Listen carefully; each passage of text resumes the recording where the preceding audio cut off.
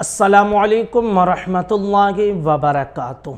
फार्मी मुर्गियों के हवाले से यानी बॉयलर मुर्गियों के हवाले से सवाल पूछा गया है कि हज़रत बॉयलर मुर्गियां खाना जायज़ है या नाजायज़ है।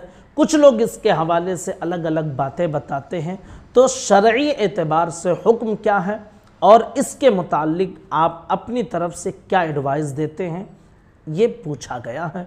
तो आज इसी हवाले से हम आपके सामने कुछ बातें पेश करेंगे, ध्यान से सुनकर समझ लीजिए। शरई मसला आप ये समझ लीजिए कि फार्मी मुर्गियों का खाना ये जायज़ है, यानी बॉयलर मुर्गी खाना जायज़ है और हमारे और आपके घरों में तकरीबन ये इसका इस्तेमाल होता है और हर कोई इसे खाना पसंद करता है और तरह तरह की डिश बनाकर लोग घरों में खाते हैं। ये है शरई मसला। इसके हवाले से कुछ बातें और समझ लीजिए।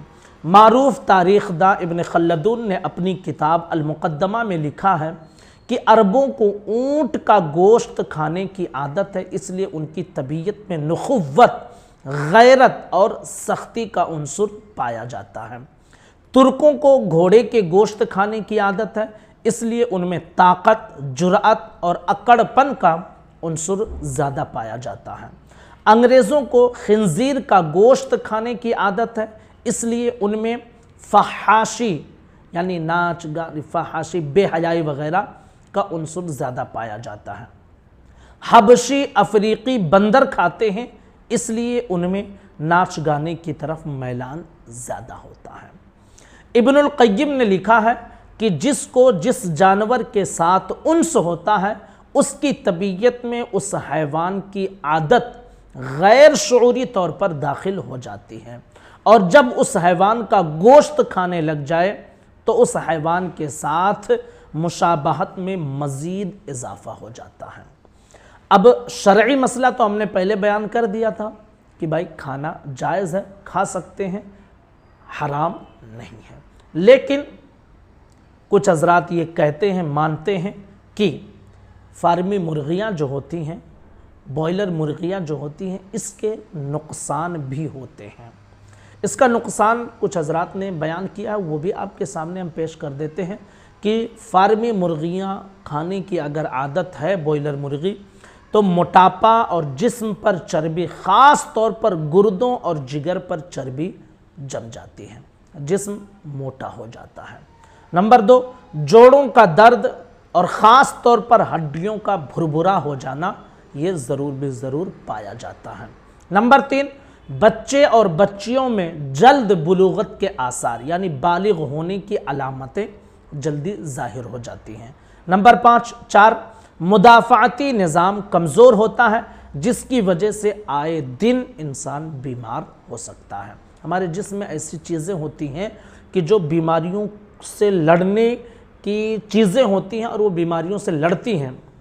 तो अगर कहते हैं कि अगर डेली या फिर रेगुलर आप बॉयलर का इस्तेमाल करते हैं तो मुदाफ़ाती निज़ाम कमज़ोर हो जाता है। नंबर 5, मर्दों में कमज़ोरी और ख़वातीन में अय्याम की बेकायदगी की शिकायत पाई हो जाती है, यानी मर्दों के अंदर कमज़ोरी और औरतों की जो माहवारी आती है उसमें बेकायदगी पैदा हो जाती है, तारीख़ें इधर उधर हो जाती हैं और इसकी शिकायत उन्हें हो जाती है, ऐसा बाज़ हज़रात मानते हैं।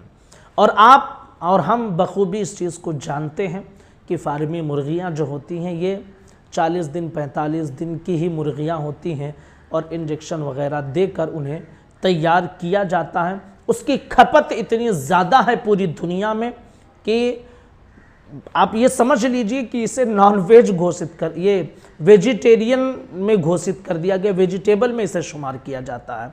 तो सब लोग इसे खाते पीते हैं, इसका इस्तेमाल भी ज़्यादा होता है, खपत है इसकी ज़्यादा, तो इसे तैयार भी उसी अंदाज में किया जाता है।